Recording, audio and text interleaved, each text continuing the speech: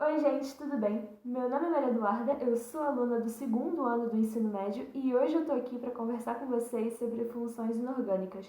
Primeiramente, eu quero fazer umas declarações. Esse material ele foi feito baseado no meu material do primeiro ano do ensino médio. Então, a química, como todo mundo sabe, é uma matéria cheia de regras e exceções. Eu não vou conseguir abordar todas as principais aqui relacionadas a essa matéria, mas eu juro que eu vou tentar abordar as mais importantes, pelo menos as que eu marquei como mais importantes. E outra coisa, gente, funções inorgânicas, na minha opinião, é uma matéria que você tem melhor entendimento quando você já tem um conhecimento básico sobre ligações químicas. Ligações químicas é uma matéria bem complexa, que assim, ao longo do vídeo eu vou explicando um pouquinho. Mas, se você não tem um conhecimento básico sobre isso, eu não creio que você vai entender muito bem, tá? Principalmente as cargas, sabe? Mas enfim, vamos lá. Então, funções inorgânicas, galera. Nós temos 4 funções inorgânicas principais: os óxidos, as bases, os ácidos e os sais. Todos esses compostos que eu coloquei no primeiro slide são compostos, como é que eu vou explicar? Eles são hipotéticos, eles não existem. É só para vocês terem uma noção, tipo, de mais ou menos como seria a cara de cada um, tá? Vamos lá. Vamos começar pelos óxidos. Um óxido, obrigatoriamente, ele vai ter a presença do oxigênio. O oxigênio, ele sempre vai ter o NOx -2. Essa formação do óxido ela é hipotética, X não é um elemento químico. Tá. Os óxidos são divididos em 4 grupos: os básicos, os ácidos, também chamados de anidridos, os anfóteros e os neutros. Vamos começar pelos óxidos básicos.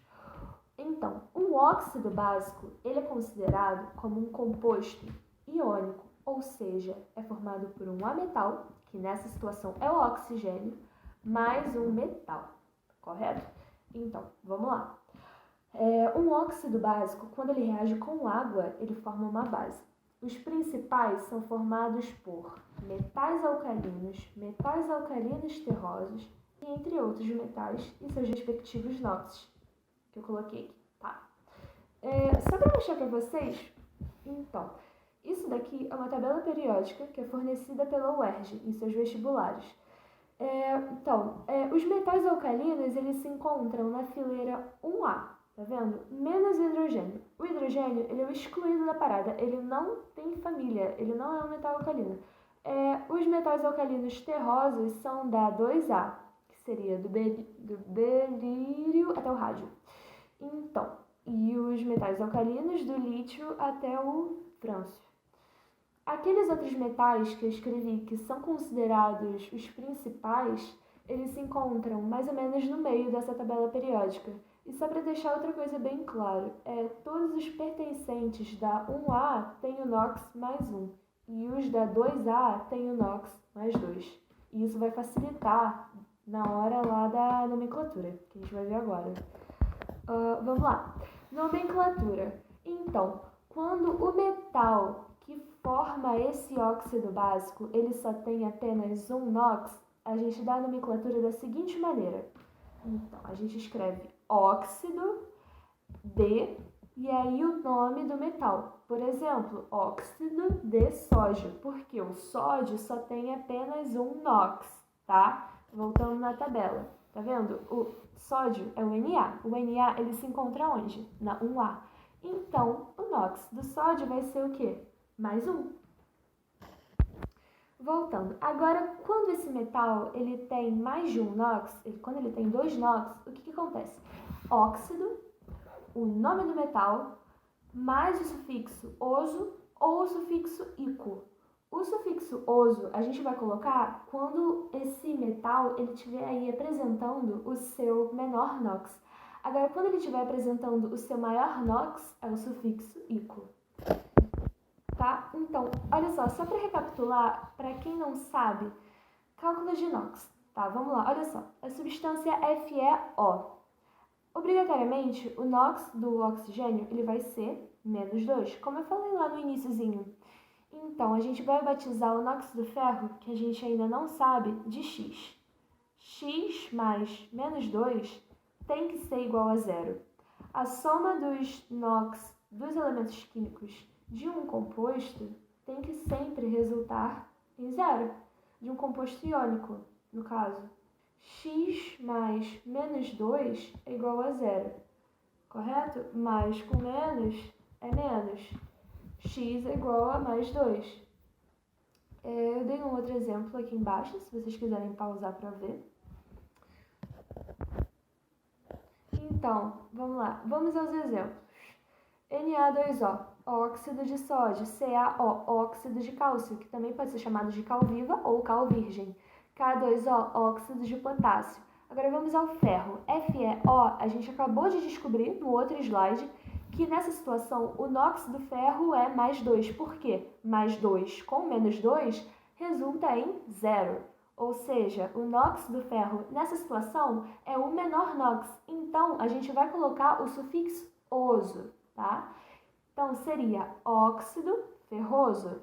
Agora, no composto Fe2O3 é óxido férrico. Por quê? Nessa situação, o ferro ele está aí apresentando o seu maior NOx. Então, por isso que a gente coloca o sufixo ico, ok? Isso acontece também com o cobre, que seria o óxido cuproso com menor NOx, e o óxido cúprico com maior NOx, com o ouro e entre outras substâncias, entre outros elementos químicos que vão apresentar mais de um NOx. Óxidos ácidos anidridos. Então, os anidridos eles são compostos moleculares, ou seja, um ametal mais um ametal, ou um semimetal mais um ametal, ou, em raras exceções, seria um ametal mais um metal, que seriam esses que eu coloquei entre parênteses, a partir do crômio mais 6, manganês mais 6, manganês mais 7. Tá? Um anidrido, quando ele reage com água, o que acontece? Ele resulta em um ácido. Por isso que surgiu o nome de óxido ácido. A partir de agora, é essencial, eu queria pedir para vocês decorarem essa tabelinha de NOx.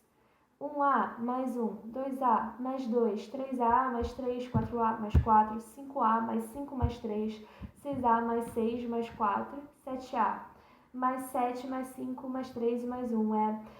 Então, essa tabelinha de NOx é essencial, principalmente a partir desse momento, para a gente conseguir dar a nomenclatura dos compostos inorgânicos que a gente vai ver agora. Então, tenham isso na cabeça. Uma forma legal de vocês decorarem é pensar assim, que a partir da 5A a gente começa a descer 2 unidades. Chega na 7A, desce geral. Eu coloquei a tabela periódica de novo, porque fica bem mais fácil quando a gente tem ela pertinho, né? Vamos lá, olha só. Nomenclatura de um anidrido. A nomenclatura de um anidrido, ela pode ser dada de duas formas diferentes. A primeira seria por atomicidade. CO2, dióxido de carbono, tá? SO3, trióxido de enxofre. Como a gente tem 3 oxigênios, trióxido. N2O3, trióxido de dinitrogênio. 3 oxigênios, trióxido, 2 nitrogênios, dinitrogênio. Agora, outra maneira seria pelo NOx do ametal, ou metal, ou semimetal, que compõe esse composto, esse anidrido. Então, vamos lá, olha só. Se esse elemento químico ele tiver apenas um NOx, o que acontece? CO2, por exemplo, o carbono ele apresenta apenas um NOx. Então, vai ser assim, olha, anidrido carbônico, que seria mais ou menos o radical do carbono, mais o sufixo ico. Então, é anidrido, o radical desse elemento, mais o sufixo ico. Agora, quando ele tem 2 NOx, o que acontece? Oso é o sufixo que a gente vai usar para o menor NOx. Agora, quando ele estiver ali apresentando o seu maior NOx, a gente vai colocar o sufixo ico. Então, vamos lá, ó. N2O3, anidrido nitroso. Por quê? Nessa situação, o nitrogênio ele está ali apresentando o seu menor NOx. Então, por isso que a gente colocou o sufixo oso. Agora, quando ele pertencer a 7A, o que vai acontecer? Ele vai ter mais de 2 NOx. Então, quando ele tiver o NOx mais 1, a gente põe o prefixo -ipo, o radical mais o sufixo -oso. Mais 3, a gente põe o sufixo -oso. Mais 5, o sufixo -ico. Mais 7, o prefixo -per mais o sufixo -ico. A seguir, eu coloquei o exemplo do cloro. Anidrido hipocloroso. Por quê? Nessa situação, ele está aí apresentando o NOx mais 1.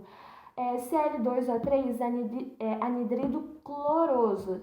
Cl2O5, anidrido clórico. Por quê? Ele apresenta o NOx mais 5. Cl2O7, anidrido perclórico. Por quê? NOx mais 7. E seguindo, eu coloquei o exemplo do iodo também.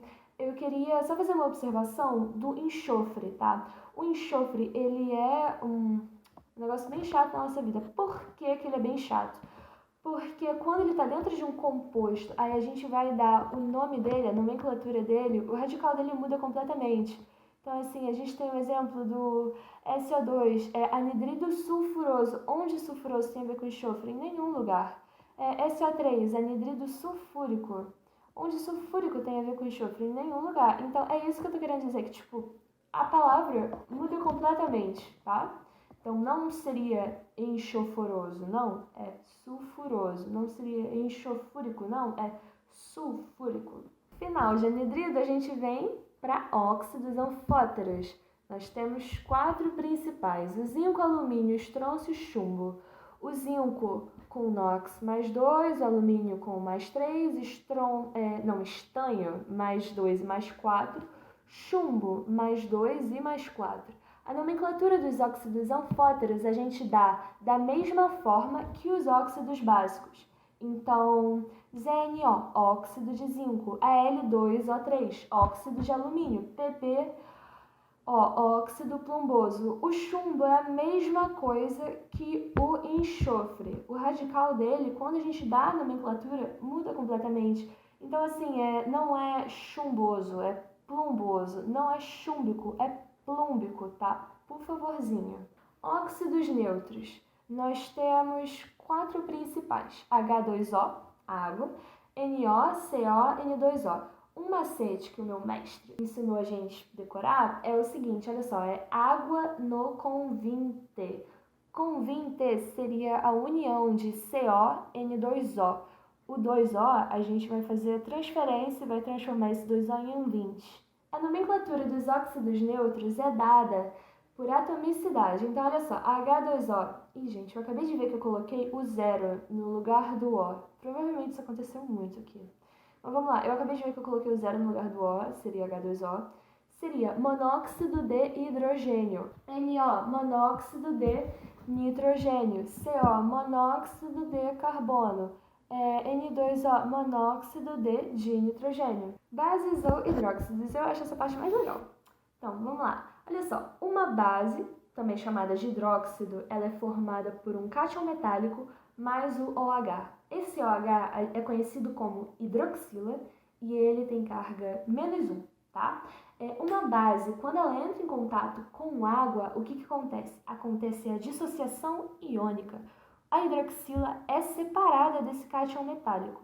Eu coloquei uma equação de dissociação iônica hipotética, que seria com X, como se fosse um cátion metálico, e uns exemplos, com NaOH, LOH3 e SnOH4. Tá? Vamos lá.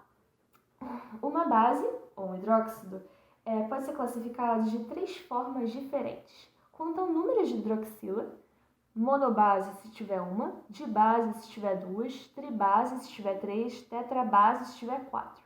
Quanto à solubilidade, são consideradas solúveis se forem formadas por metais alcalinos ou se for o NH4OH, que é o hidróxido de amônio. Vamos lá, poucos solúveis se forem formados por metais alcalinos terrosos, e insolúveis o resto, tá?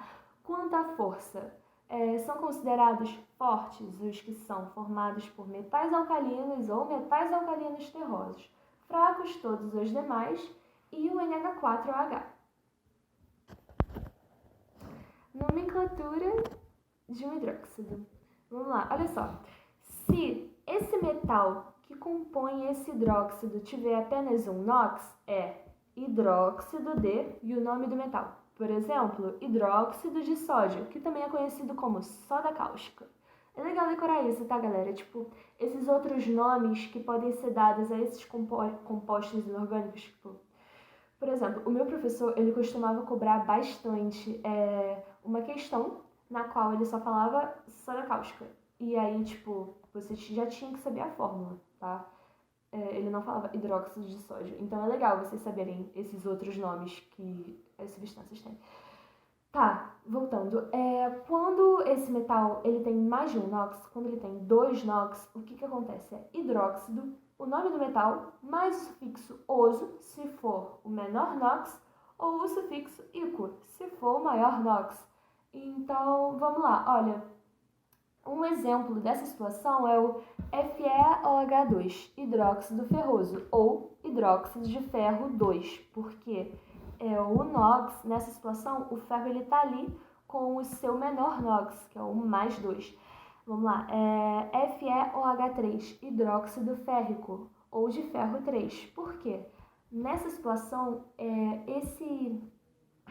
essa base ela está sendo composta pelo ferro, apresentando o seu maior NOx, mais 3. Então, é hidróxido férrico, com ico no final, tá? Continuando, vamos lá. Ácidos. Um ácido ele vai ser formado por um hidrogênio e por um ânion ametálico, tá? Quando esse ácido ele entra em contato com a água, o que acontece? A ionização. Eu coloquei no slide um exemplo de equação de ionização e como ele ocorreria na prática. Seria mais ou menos assim, é mais ou menos a dissociação iônica da base. Então, tipo, na equação de ionização, o ácido ele se separa, o ânion metálico ele se separa do restante do composto. Eu coloquei o exemplo do HCl e do H2SO4. Tabela periódica, fica sempre pertinho da gente. Então, classificação de um ácido. A gente pode classificar um ácido de 3 formas diferentes, quanto à presença de oxigênio. Se ele não tiver oxigênio, ele é chamado de hidrácido. Se ele tiver oxigênio, é um oxiácido. Quanto ao número de H+, que seria um monoácido se ele tiver apenas um, diácido se ele tiver 2, triácido 3, tetraácido se ele tiver 4. Agora, quanto à força. Os oxiácidos e os hidrácidos a gente classifica de 2 formas diferentes.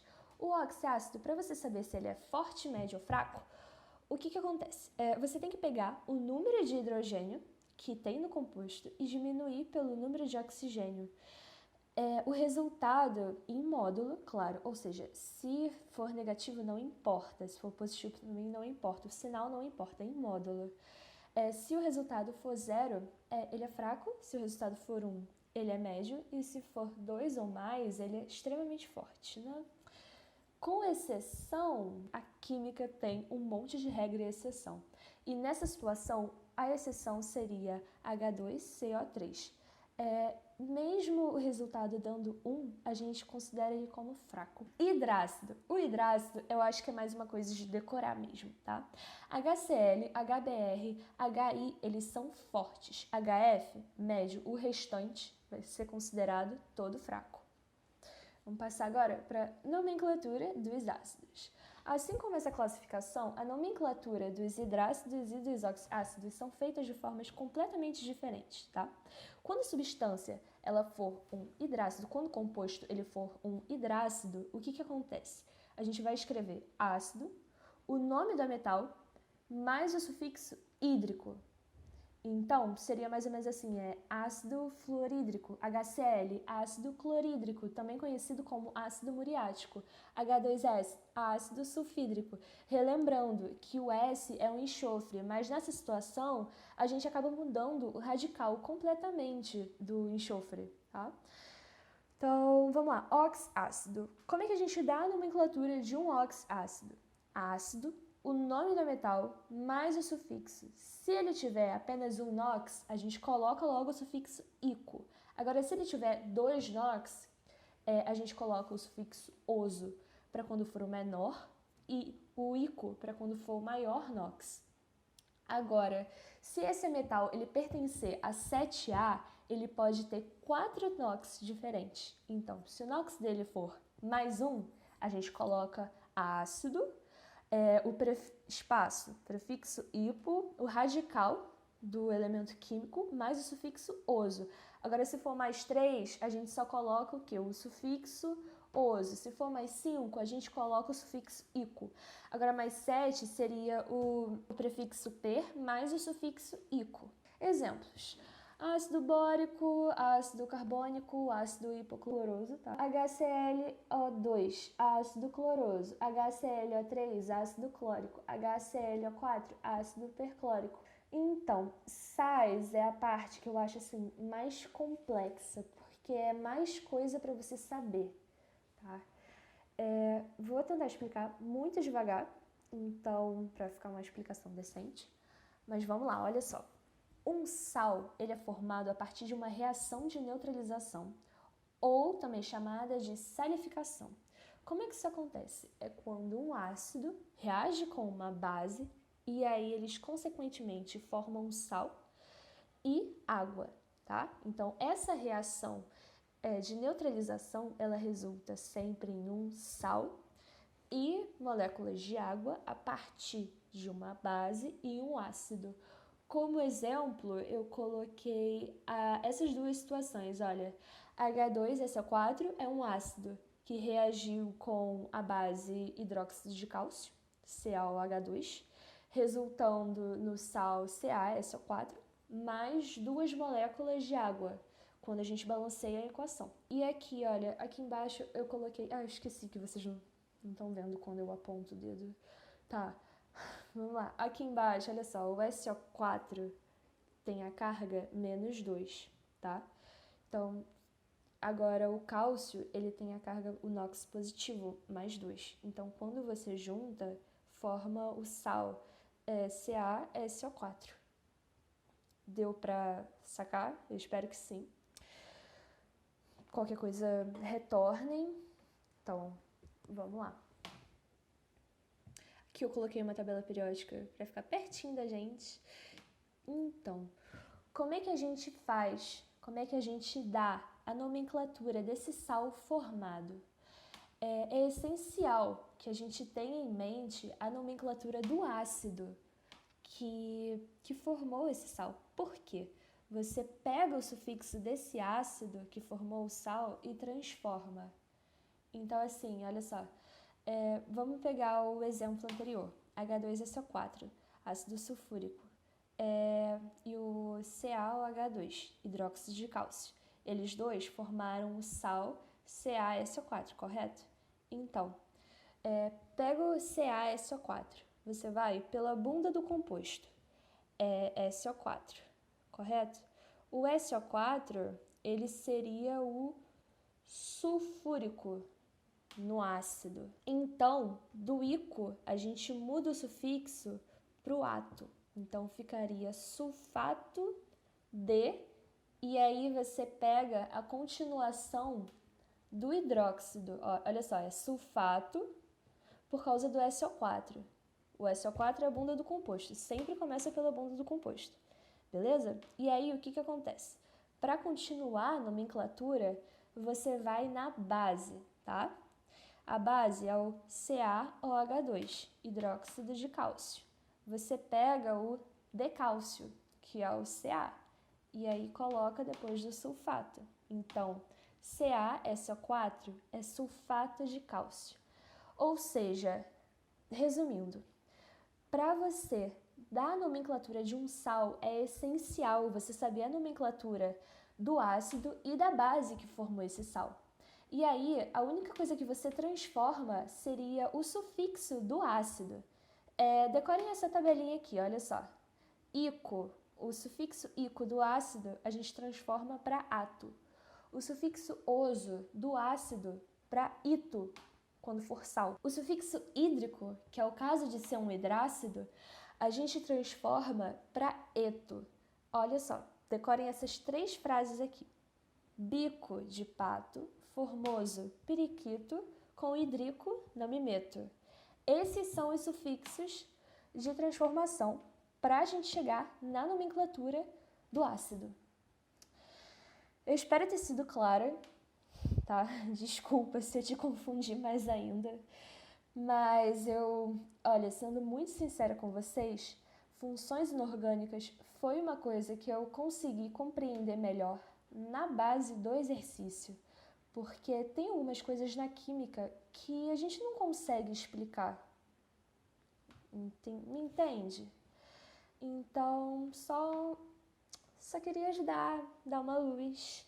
Espero não ter sido muito confusa, espero ter sido clara, repetindo, né?